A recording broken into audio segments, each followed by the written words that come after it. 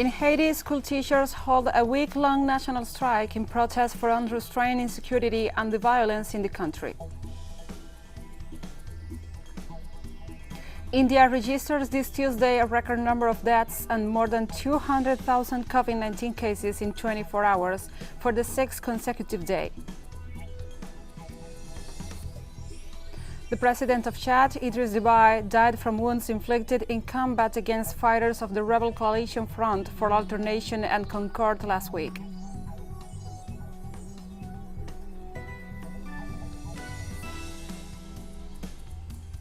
From the headquarters of TeleSUR English in Havana, Cuba, this is From the South. I'm Gladys Quesada. In Haiti, school teachers are holding a week-long national strike in protest for unrestrained insecurity and violence in the country. The reference group called on educational personnel to support the strike, which will run from Monday 19th to Friday 23rd, and to show their solidarity with the family of a teacher murdered in a suburb southeast of the capital, Port-au-Prince. Haitian teachers are demanding that the de facto president, Jovenel Moïse, take immediate measures to end the climate of insecurity and violence in the country. They are also calling for the release of the 12 people kidnapped in and around the capital on April 11th. The reference has warned to go on an indefinite strike if the authorities fail to improve the situation.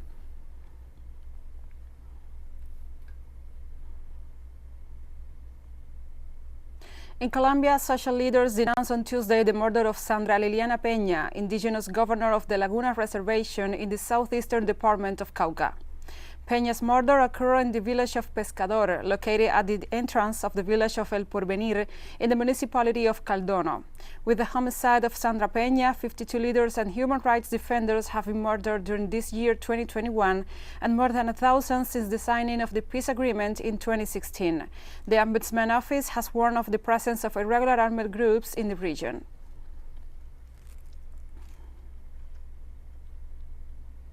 The 8th Congress of the Communist Party of Cuba drew to an end this Monday, with President Miguel Díaz-Canel taking over from Raúl Castro as the first secretary of the organization, in a gathering that reiterated the commitment to the socialist path of development of the Caribbean nation.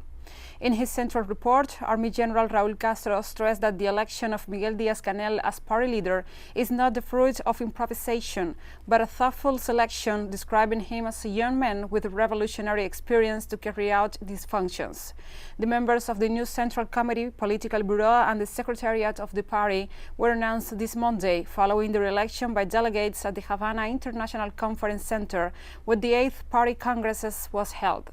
The major party gathering was held under the banner of continuity and saw 4 days of discussion by different working groups on the key challenges facing the organization and the country.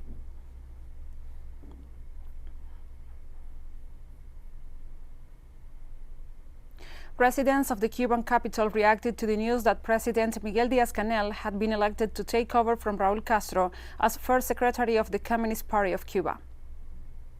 Of this election made by Raúl Castro, who chose Miguel Díaz-Canel as first secretary of the party and president of the republic. It's very good. What the youth have to do is to move forward now, which is what we need. It was the right choice. I expected it. I for one expected it, because he is a man who has had a very revolutionary trajectory, and the knowledge he has, and the youth are now imposing themselves. I think the replacement is good, because all the changes that are made for the benefit of the whole society imply that there is civilization. The youth come with a fresh mind, and the youth will rely a lot on the experience of the older generation. This Monday, the Venezuelan President Nicolás Maduro met with the Executive Director of the World Food Programme, David Beasley, to sign agreements on food security for the country, including a plan to help feed school children. During the high-level meeting, a memorandum of understanding was signed, whereby the World Food Programme will establish a presence in the country and commence operations that include, as a first step, the provision of nutritious school meals to children, particularly in the pre-primary and special education schools. The agreement will also see the rehabilitation of school canteens and the training for school staff on food safety practices.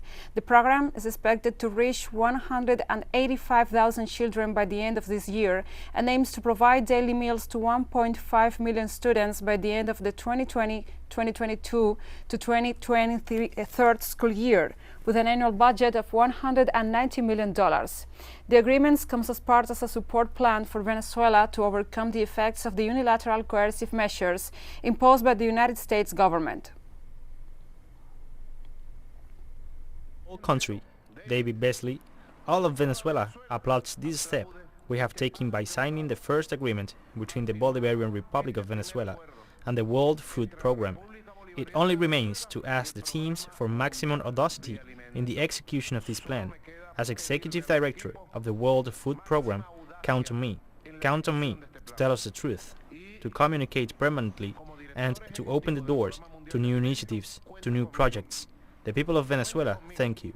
David, to you and your team.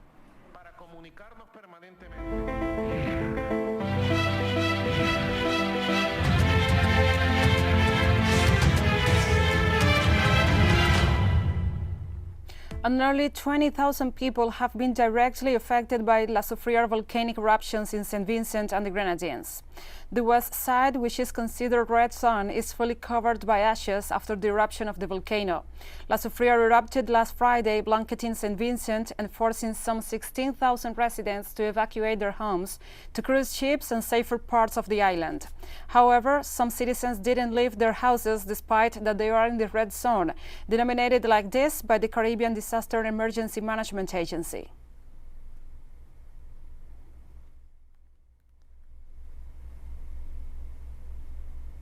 That you don't know when it will explode, but we do not really focus on when it will act up. We try as best as is possible to live with it, understanding that anytime it can erupt, but we sleep well at nights. We go to sleep and we try as much as is possible to relax, even though it is, it could be a distressing situation. It could be unsettling.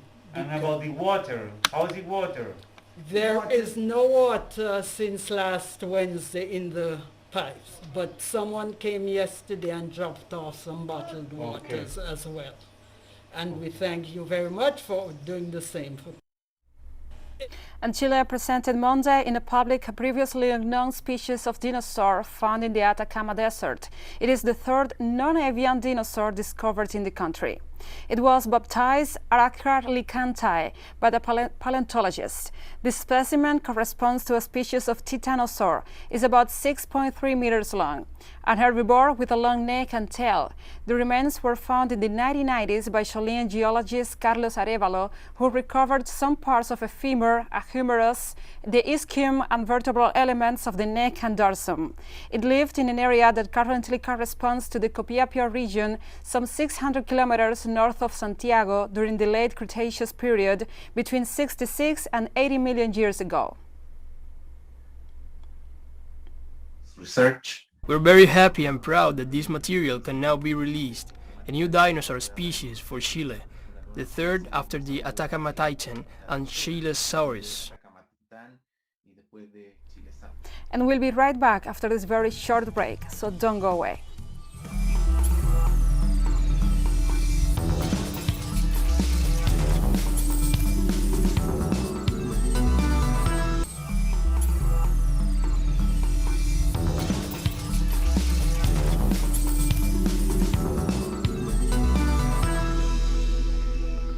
Welcome back to From the South. A new record COVID-19 infections and fatalities were recorded in India on Tuesday. The capital, New Delhi, entered the first day of a week-long lockdown to prevent the collapse of hospitals. The South Asian country recorded over 1,700 deaths in the last 24 hours, bringing the total number of fatalities from COVID-19 since the start of the pandemic to over 180,000, a new daily record in the context of a virulent second wave, according to the latest data from the Ministry of Health. India continues to experience the world's highest rise in cases, with authorities today counting over 200,000 coronavirus cases for the 6th consecutive day. The total number of infections reached 15.3 million.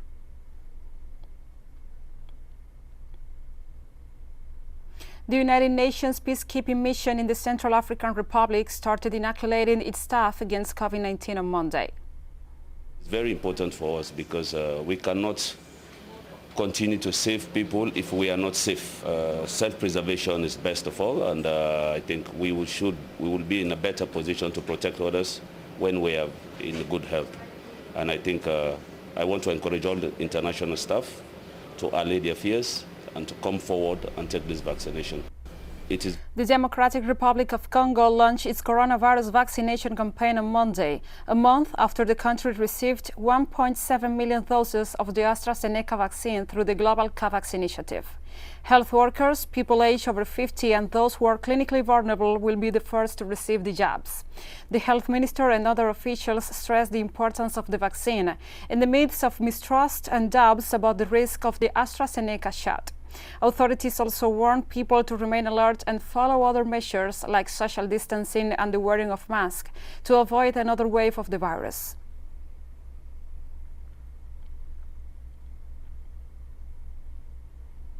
China and Russia are to jointly produce over 100 million doses of the Russian-developed Sputnik V vaccine, Russia's direct investment fund reported.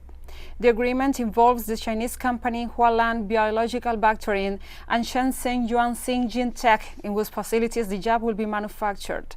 The doses will be used to immunize more than 50 million people.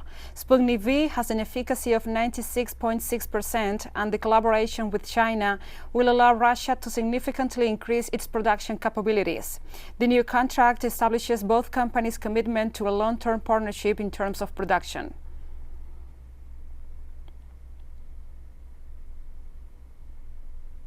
Schools opened this Monday in the Argentine capital of Buenos Aires after a court overruled a federal order requiring classes to be held online for 2 weeks due to a surge in coronavirus cases.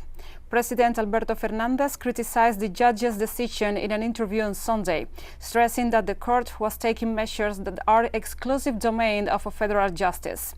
The ruling came after a lawsuit was filed by parent and some teachers groups in the city demanding that the decree that suspended face-to-face classes in the capital region for 15 days be immediately reversed. President Fernandez argued that the school closure was necessary to curb this fast rise in infection rate, which has seen hospitals on the verge of collapse.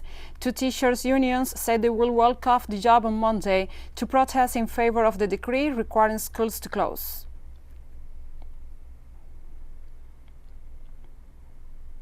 The 24-hour strike called by the teachers' unions in the city of Buenos Aires was observed by a high percentage of workers. The strike action came in response to the court ruling to reopen schools on Monday after the federal government ordered the suspension of classes for 2 weeks in an attempt to curb the increase in COVID-19 infections. Teachers' unions and civil servants have criticized the court's decision, stressing the health risk posed to themselves and their students. The Peruvian government renewed coronavirus restrictions in the capital Lima on Monday after the country reached a new record for COVID-19 deaths registered in a single day. On Sunday, health authorities reported 433 COVID-19 related fatalities, the third time this month that Peru has reported a record daily death toll. While hospitals, cemeteries and crematoriums are operating at full capacity, a top medical expert described the government strategy as a health disaster. The country has relied on several vaccine developers, and President Francisco Sagasti said Sunday his administration was currently negotiating with suppliers for more doses. Officials in the Brazilian state of Sao Paulo on Monday received the ingredients to make 5 million doses of China's CoronaVac COVID-19 vaccine, representing an important step in a reopening plan that started late last week. The development came after more than a month of restrictions aimed at slowing the spread of the virus. On receiving the vaccine supplies, Sao Paulo Governor João Doria said the reopening was a scientific decision based on scientific guidance instead of a political one. Sao Paulo has recorded a consistent drop in the weekly infection figures that authorities argue could allow for a relaxation on restrictions. Over 88,000 residents have died in Sao Paulo state since the pandemic began over a year ago, and authorities have only managed to vaccinate a little over 4% of its residents. Dogs at an airport in El Salvador have been trained to be able to detect possible COVID-19 cases among travelers. The training, which began on March the 8th and will end on April 29th, takes place at the second Salvadoran area base adjacent to the Oscar Arnulfo Romero International Airport. The Arcan method, patented by Spanish firefighter Jaime Parejo in 1994, seeks to optimize the dog's autonomy with respect to its guide, to rescue and save people on the rubble, and now to detect diseases. 5 samples were placed in a room, each containing an absorbent cloth, but only containing the sweat of a person with the coronavirus. The disease has an odor that humans cannot smell, but these dogs can.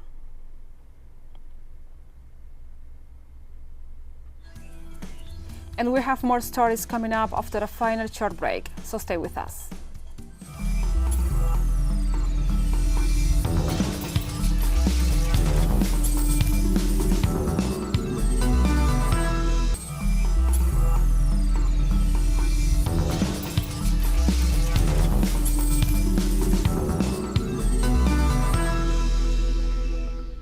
Welcome back to From the South. The president of Chad, Idriss Déby, died from wounds inflicted in combat by fighters of the rebel coalition Front for Alternation and Concord last week. Déby died defending territorial integrity on the battlefield in northern Chad, Army spokesperson Assem Bermando said. According to local media, a transitional military council was established headed by General Mahamat Idriss Déby, son of the former president. The authorities of the African country have decreed a 14-day national mourning, as well as the closure of land and air borders until further notice. During his appearance, Bermando also regretted that this painful event occurred only one day after the Chadian Electoral Commission confirmed Déby's victory in the elections held on April 11th, in which he obtained a 6th term as head of the African country with about 80% of the votes. Faithful to the oath made to the nation and the Chadian people, the Marshal of Chad, President of the Republic, Head of the State, Supreme Commander of the Armed Forces, Idriss Déby Itno, has just breathed his last defending the sovereign nation on the battlefield. It is with deep bitterness that we announce to the Chadian people the death this Tuesday, April 20, 2021, of Chadian Marshal Idriss Déby Itno as a result of his injury on the front line.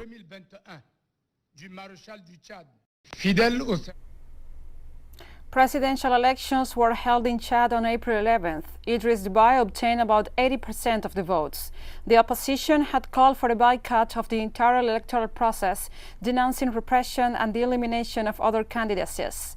Meanwhile, the army reported that defense and security forces faced attacks from rebels in the province of Kanem, in the northern Chad, while the president of the African Union Commission, Moussa Faki Mahamat, denounced attacks against Chad by armed groups arriving from abroad. The African Commission termed the attacks as unacceptable, undermining of the constitutional order and stability in Chad when the country had participated in a normal and quiet presidential vote.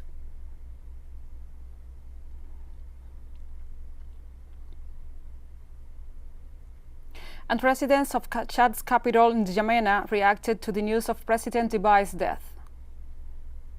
Firstly, it is sad news. The presidential elections went off peacefully through the declaration of results by the Election Commission. And then the next day we learned the sad news of the death of President Déby Itno.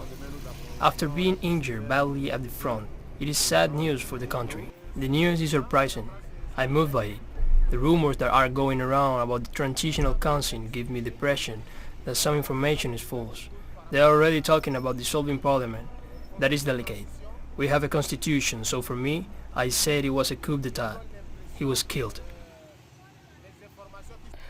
Iran nuclear deal negotiations in Vienna are taking a positive turn, Cabinet Speaker Ali Rabiei said Tuesday in Tehran.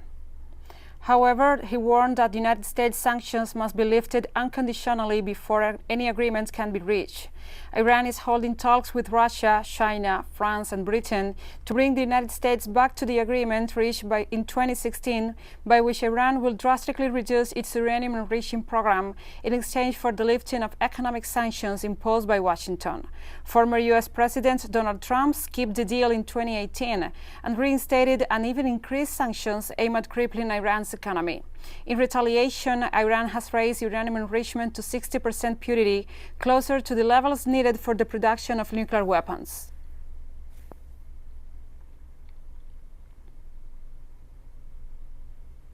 The Pakistani government will table a resolution in parliament to expel the French ambassador over the publication of France of cartoons depicting the Prophet Muhammad, the Interior Minister said on Tuesday. The French satirical magazine Charlie Hebdo had published the cartoons to mark the start of a trial over a deadly attack on its offices in 2015 for the original publication of the images. French President Emmanuel Macron supported the magazine's right to reprint the images. The ambassador's expulsion is the main demand of massive protests organized by the I Am Present Pakistan movement, a radical Islamic party recently banned by the Pakistani government. At least 4 people were killed and 800 injured in clashes with security forces over the past 9 days. The Interior Minister, Sheikh Rashid Ahmed, stated that after long negotiations, the organizers agreed to call off demonstrations.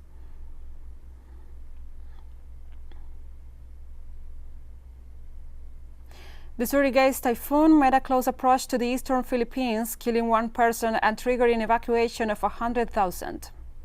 Strong winds and high waves lashed the country this Monday as the strongest typhoon ever recorded in April barreled past in the Pacific Ocean. Even when it is no longer a super typhoon, it is still a powerful storm equivalent to a Category 4 Atlantic hurricane. Monday morning, Surigai's maximum wind speed decreased to 140 miles per hour. The current track shows Surigay slowly weakening while it moves parallel to the central and eastern Philippines over the next 24 hours, 36 hours. According to that, a Signal 2 alert remains in effect for eastern sections of the country. The first super typhoon of 2021 foreshadows a busy storm season for the region in the year ahead, experts said.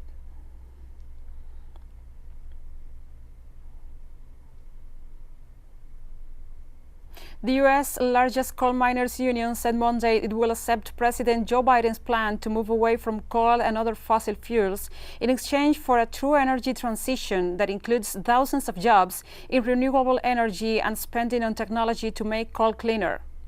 Fearing further regulations from the Biden administration, the United Mine Workers of America is pleading with Congress to invest in the industry by allocating funds to training and good-paying jobs, with benefits in renewable energy sectors for miners dislocated by the changes.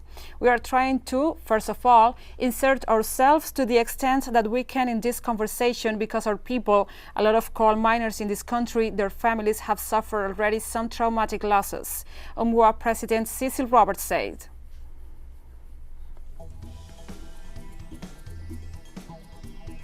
And we have come to the end of this news brief, but remember, you can find this and many other stories on our website at telesurenglish.net. And also, if you feel so inclined, please join us on social media. We are on Facebook, Twitter, Instagram, and Telegram. For TeleSUR English, I'm Gladys Quesada. Thank you for watching.